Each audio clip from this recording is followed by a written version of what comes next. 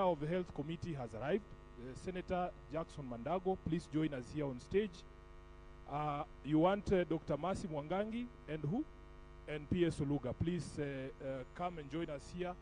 But even as they come, Waziri, there'll be need for a lot of clarifications from some of the things that you have spoken to. You have answered some of my concerns, because when you speak about 12 billion that you've prevented in fraud, we expect to see commensurate prosecution. We want your clarification whether these 1,186 files that you have forwarded to DCI represent the entirety of the amount of 12 billion shillings you claim you have stopped as fraudulent claims. Secondly, Waziri, you have to tell us where the problem is in the legal chain. You know, if you submit 1,186 files, and then we have only 30 cases that the ODPP is presenting for the problem. Waziri, on your speech as well, you have spoken about UHC workers, and we have heard you repeat this severally, because I've heard this before, that you had agreed with the Treasury or the county governments to second this stuff to the county governments. We remember, Honorable Speaker, county governors saying they don't want these people.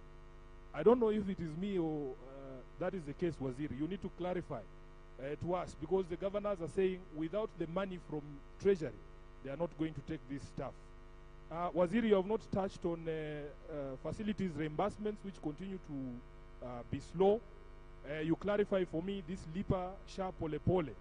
Is there a threshold that needs to be met by that Mamamboga before they access services, or immediately they put in the first installment, they are good to go? Clarify to us also, Waziri, what procedures you have put in place or mechanisms. You have said that when people travel outside Kenya to seek health care, they have to follow certain procedures. I don't know how many people in this room, including the senators, are aware of that process, and what mechanisms your ministry has put in place to sensitize Kenyans on following these proper procedures, because we see very many cases of people stuck abroad. Then on the NHIF staff, we have had complaints, Waziri, that there are people who are facing those fraudulent allegations, directors who have actually found their way back to SHA.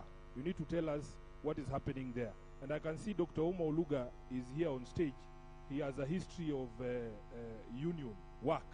We want to know what policy interventions you have put in place to stem the rising and incessant cases of industrial action in the health sector.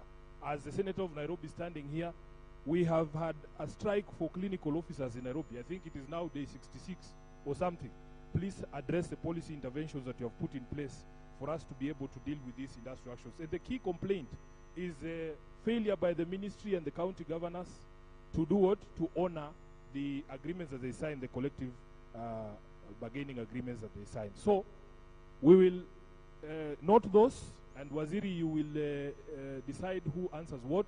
But honorable colleagues, just 1 minute, please put your hands down, because the chair of health is here. With your permission, because he was a discussant, can he please go first?